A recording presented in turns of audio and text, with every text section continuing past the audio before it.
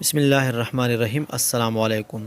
آج تاریخ 3 ستمبر 2021 بروز جمعۃ المبارک۔ اگر آپ سعودی عرب کے حالات اور واقعات سے باخبر رہنا چاہتے ہیں تو ویڈیو کو پورا دیکھیں گا اور ہمارے چینل سبسکرائب کر دیں تاکہ آپ لمحہ بلمحہ اپڈیٹ حاصل کر سکیں۔ تو چلے شامل کرتے ہیں آج کی پہلی خبر۔ بھارت سے جزیرہ ایئر ویز کی پہلی براہ راست پرواز کویت پہنچ گئی۔ مسافروں کے نئے مقررہ کوٹے کے مطابق بھارت سے پہلی پرواز آج کویت پہنچ گئی۔ تفصیلات کے مطابق دونوں ممالک کے درمیان ایئر ببل معاہدے کے ایک حصے کے طور پر آج صبح بھارت سے پہلی پرواز جنوبی بھارتی شہر کوچی کیرلا سے کویت پہنچ گئی۔ الجزیرہ ایئر ویز نے ٹائمز کو تصدیق کی کہ 174 مسافروں کو لے کر پرواز آج صبح تقریباً 6 بجے کویت ایئرپورٹ پر اتر گئی اور تقریباً 18 ماہ بعد باقاعدہ مسافر کویت آئے۔ کویت کی کابینہ نے پھر کو روزانہ آمد کا کوٹا 10,000 تک بڑھا کر 6 ممنوع ممالک سے پروازوں کو دوبارہ شروع کرنے کی راہ ہموار کر دی ہے۔ تاہم مسافروں کو اسٹرازینکا، موڈرنا، فائزر اور جانسن اینڈ جانسن جیسی منظور شدہ ویکسین لینے کے بعد ہی ملک میں داخل ہونے کی اجازت ہوگی۔ اس سے قبل ڈائریکٹوریٹ جنرل آف سول ایوی ایشن نے بھارت سے روزانہ 790 مسافروں کا کوٹا مقرر کیا تھا، تاہم بعد میں 768 مسافروں تک کوٹا مقرر کیا گیا۔ ابوظہبی نے تمام ممالک سے آنے والے ویکسین شدہ مسافروں کے لیے قرنطینہ کی شرط ختم کر دی ہے۔ برطانوی خبر رساں ادارہ رویٹرز کے مطابق Abu Dhabi emergency crisis and disaster committee نے شہریوں، رہائشیوں اور سیاحوں کے لیے صبر کی شرائط اپڈیٹ کی ہے۔ اس کا اطلاق اتوار 5 ستمبر سے ہوگا اور کسی بھی ملک سے آنے والے ویکسین شدہ مسافروں کو قرنطینہ نہیں کرنا پڑے گا۔ تاہم جن مسافروں کو ویکسین نہیں لگی اور ان کی ممالک کے نام گرین لسٹ میں نہیں ہے انہیں 10 روز تک قرنطینہ کرنا ہوگا۔ ابوظہبی کا سفر شروع کرنے سے پہلے تمام ویکسین شدہ یا غیر ویکسین شدہ مسافروں کے پاس گزشتہ 48 گھنٹوں میں کروایا گیا منفی PCR ٹیسٹ ہونا لازمی ہے۔ ریاض پولیس نے گھروں میں لوٹ مار کرنے والے ایک گروہ کو گرفتار کر لیا ہے۔ گروہ 3 سعودی اور 1 پاکستانی ہے۔ ملزمان لوٹا ہوا سامان دکانوں پر فروخت کر دیتے تھے۔ سعودی خبر رساں ایجنسی SPA کے مطابق ریاض پولیس کے ترجمان میجر خالد القردیس نے بتایا کہ واردات کرنے والوں کے حوالے سے شکایت ملنے پر اسپیشل فورس تشکیل دی گئی تھی۔ اسپیشل فورس نے جامع منصوبہ بندی کے ذریعے واردات کرنے والوں تک رسائی حاصل کی اور انہیں گرفتار کر دیا۔ میجر قردیس نے مزید کہا کہ گروہ میں شامل افراد عمر کے تیسرے عشرے میں ہے۔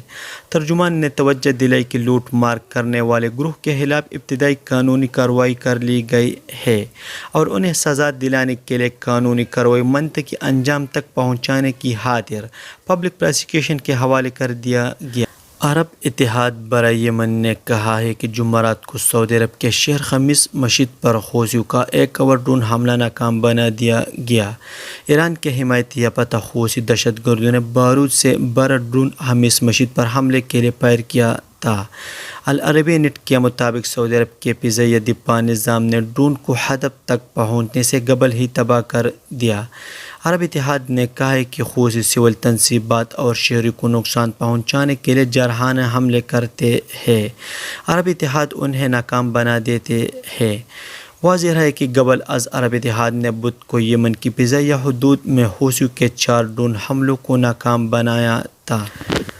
سعودی وزارت صحت کا کہنا ہے کہ مملکت میں منظور شدہ کرونا ویکسینوں کی مختلف خوراکیں لی جا سکتی ہیں۔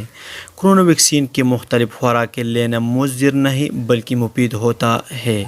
اجل ویب سائٹ کے مطابق وزارت صحت کا کہنا ہے کہ ویکسینوں کی خوراکیں تبدیل کرنے کے 4 بڑے فوائد ہیں۔ 2 مختلف ویکسینوں کی خوراک لینے سے مدافعتی نظام زیادہ مضبوط ہو جاتا ہے۔ کرونا وائرس کے اضافی خطرات سے تحفظ حاصل ہوتا ہے۔ وائرس سے متاثر ہونے کا خطرہ کم ہو جاتا ہے اور وائرس کی نئی شکلوں سے پیدا ہونے والے خطرات سے تحفظ حاصل ہوتا ہے۔ وزارت صحت نے توجہ دلائی کہ 1990 سے ویکسینوں کو مؤثر اور فعال بنانے پر کام چل رہا ہے۔ ہر ویکسین دوسری ویکسین سے مختلف ٹیکنالوجی سے تیار کی جاتی ہے۔ سعودی موسمیات کے قومی مرکز نے جمعے کو مملکت بھر میں آب و ہوا سے متعلق تبدیلیوں کے بارے میں توقعات پیش کر دیے۔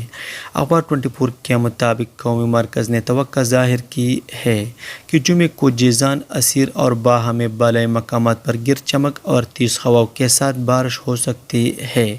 اس کا بھی امکان ہے کہ مذکورہ صوبوں کے مغربی مقامات بھی بارش کے موسم سے متاثر ہوگے۔ قومی مرکز کا کہنا ہے کہ جمعے کو مکہ مکرمہ میں گرد آلود ہوائیں چلے گی، پھر گرد چمک کے ساتھ بارش ہوگی۔ گرد غبار اور بارش کا سلسلہ مدینہ منورہ کے بالائی مقامات تک پھیل سکتا ہے۔ قومی مرکز کا کہنا ہے کہ کل جمعہ مشرقی ریجن میں سخت گرمی پڑے گی۔ ممکن ہے کہ رات کے وقت اور صبح سویرے مکہ مکرمہ اور مدینہ منورہ ریجنوں کے ساحلی مقامات پر دھند چھائے رہے۔ قومی مرکز نے امکان ظاہر کیا ہے کہ کل جمعے کو سب سے زیادہ درجہ حرارت 46 سینٹی گریڈ الاقصی اور سب سے کم درجہ حرارت 15 سینٹی گریڈ السوداء میں رہے گا۔ یہ تھا آج کا چند نیوز۔ السلام علیکم۔